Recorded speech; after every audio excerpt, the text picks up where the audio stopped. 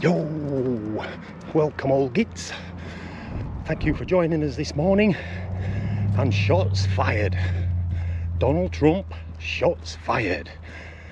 Stick with us on the walk this morning and we will go through what has been gleaned off social media and the TV and the reaction about what has happened. I say this morning, Australia time this morning, I got up and there it was, but shots fired, Donald Trump. 20 past 10. Actually a couple of days off work, so this is really my Saturday morning. And I'm just setting off now, ridiculously late start, 20 past 10. It's going to be a cracking day. No chemtrails in the sky. And I'm going to walk the solid footpaths this morning, the sealed footpaths of the freeway and the coastal footpath. That should be cracking by the time I get down to the beach. But that won't be for an hour and a half, 2 hours. I'm going to pound up the freeway footpath and then come down back the beach footpath. It should take about 3 hours, hopefully about 18 kilometres. Very late take-off. Must admit I was awake at 5:30 to be honest, and I thought, oh yeah, here we go, I'm going to get away early today. And then a little cup of coffee. I tend to just have a small cup of coffee in the morning, gets the system going, clears me out, and turn the iPad on or whatever, see what's going on in the world, go on Twitter, X, and boom, it seems that Donald Trump has come close to an assassination attempt again, and it's unbelievable and crazy. I mean, I'm just speaking now, I'm literally trying to convey things that I've literally just watched or read on X or on YouTube or whatever, where people putting the timing of the events forward. But what I can glean is that he was playing golf and he was on hole number 4 or 5 thereabouts. And what they seem to do, the security detail that he has are an hole or 2 in front of him, so there, if he's on 4 or 5, they're on 6 or 7, previously scouting the holes so he can move forward and he's good to go. So apparently they're scouting out in front of him, and they see a barrel, a gun barrel, rifle barrel, whatever. You can probably tell I'm not into guns in no way, shape or form whatsoever. But apparently they see this gun barrel sticking out of a bush and shots are fired. Now at the moment it's unclear exactly who fired and how many shots. People are claiming it was the Secret Service, or whatever you want to call them. It's the security that fired on the shooter, on the assassin's nest, and shots rang out, 4 or 5 shots, and he upped and ran away. That's the story I've sort of gleaned at the moment. So it seems he didn't get any shots off, but had 4 or 5 fired in his direction, and apparently it flushed him out. He did a runner over the fence or through the fence, and as luck would have it, there was a bystander there who caught some of this on camera as he's coming out from the perimeter of the golf course, from the bushes or whatever. And so they managed to track this would-be assassin down quite quickly, apparently, through the rego plates, your car plates or your cars and everything. Obviously Big Brother's watching you, so and they could monitor it. They knew what car they were looking for and had a very good description, if not photographic evidence, of the would-be assassin himself. So yeah, it seems they caught him in quick fashion, and they also took this witness not into custody, but took them in, I suppose, to get the exact statements. And this witness also went in and apparently identified him and said, yeah, that's the fella that's was certainly running out of the bushes. And then apparently they've gone into the bushes, the police, and they found a couple of backpacks, a GoPro, and a rifle, AK-47 is it, or something. So everything was there, set up, and this rifle apparently had the scope on it as well, the telescope. So it should be more accurate from a longer distance, as I would understand. So yeah, that's why I am late out on my walk this morning. Hoping to pump about 18 kilometers in. Yeah, so I've been reading, watching things this morning about this second would-be assassination attempt. And obviously you get the conspiracy theories already that it's a put-up job, it's a staged job and everything like that. So I don't know, I can only say what I've seen and heard at the moment, and I've still got an open mind about everything. But you certainly don't seem to hear much about the first attempt now, do you? At all. So it just seems crazy. And if it is, you know, a genuine assassination attempt, which it would appear it was being set up to be, then it's crazy. Why don't these people just debate people? Why have we got to go down the route of violence and harming people and wanting them dead? That is crazy.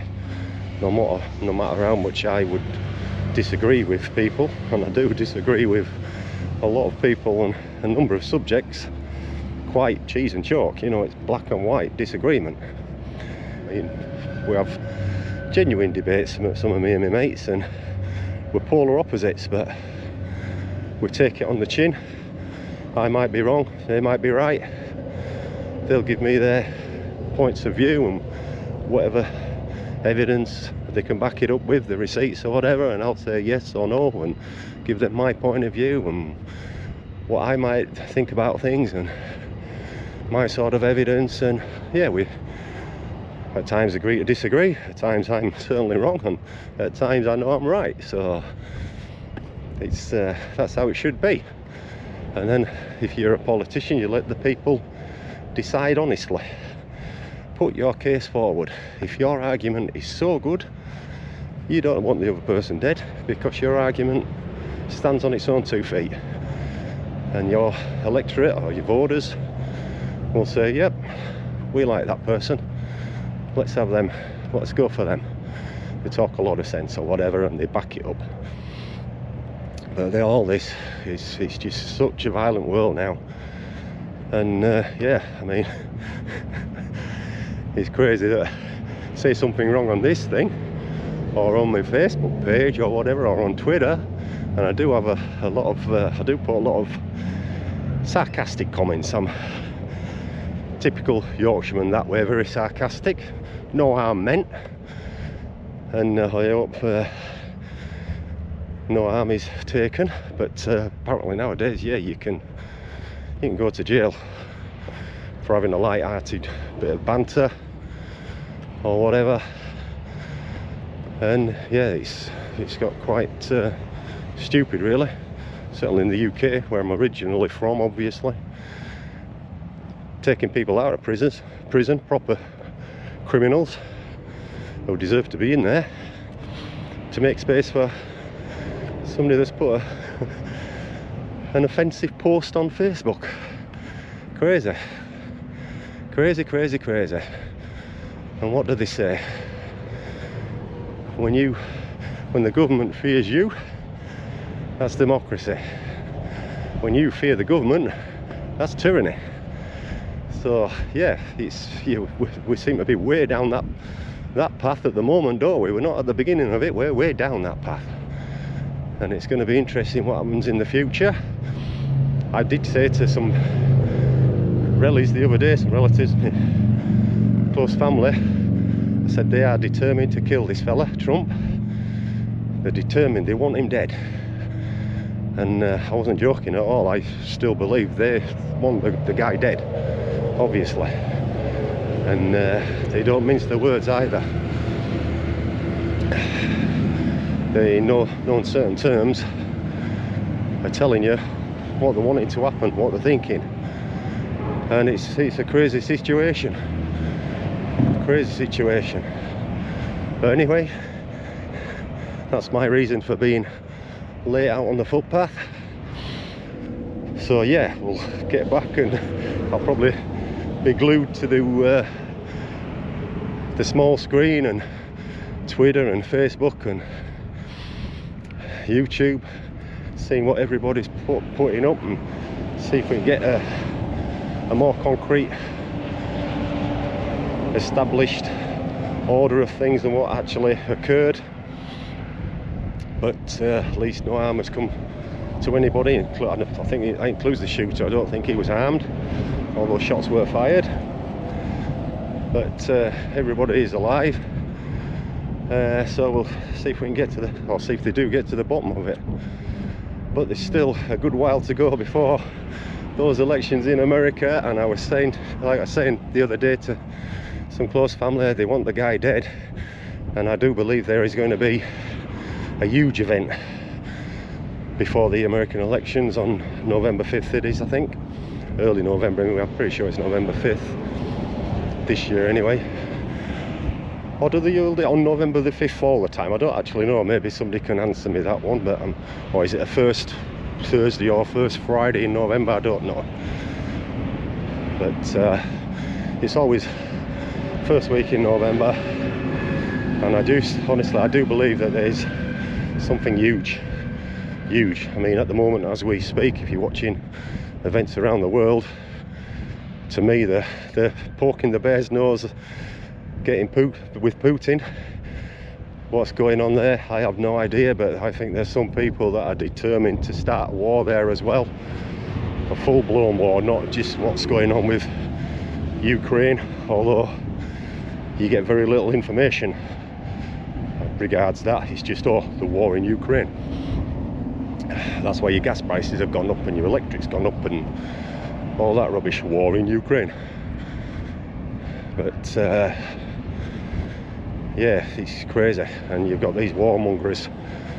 Certainly some of the American people in there getting huge, well, I won't say backhanders, I won't say that word, but getting huge incentives anyway to keep the military industrial complex ticking over and keep feeding it. So there's plenty of money there, obviously huge, billions and billions. War is good for weapons manufacturers. There's no wars, they don't seem to do so well. Although when they moved out of, was it Afghanistan? They just left everything there. So sometimes the equipment's not that important really, is it? We can just manufacture some more at a few $100 billion. Keeps everybody in a job. But yeah, crazy world we're living in at the moment, folks. And for some of us older gits, there's not much more time left. I do feel sorry for some of the young people that are coming into all this, and you think you're coming into a crazy world now, and what's it going to be like in 20, 30 or 40 years? I'll probably be long gone. 60th year of life now, 59, and it's the craziest I've ever seen it. Unbelievably crazy at the moment. But I probably might want to withdraw that, because they'll probably lock me up for saying that. Or certainly here in Australia you get fined. They like money, so you get a big fine. Costs them money to put you in jail or prison, but we give you a ticket and it's $1,500. Don't say it again, mate. Ooh, okay, officer, no worries. So anyway, we'll catch you down on the ocean front. Ooh, well, welcome back. We finally made it down to the Indian Ocean there. Beautiful and calm this afternoon now. We've just been going over 2.25 hours, 14 kilometres down. Probably got about another 5.5 kilometres up this coastal footpath. Well, thanks for joining us this morning. At least I got you to the ocean. And I'll give you a view of my phone when I finish. It clocks up all the data. So we'll catch you at the end of this walk, which should be in about another hour. Just missed the view from the top of the hill there. Never mind.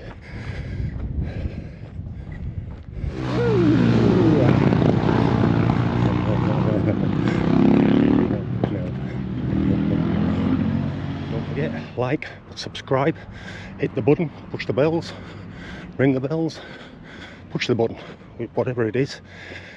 Revive my old channel, and I noticed I had 19 subscribers. Let's smash the 20. Get us past 20 subscribers. Anyway, thank you for joining us this morning. Just coming up to the end of the walk now. Here we go. 20.4 kilometers, 3.25 hours at 6.3 kilometers an hour.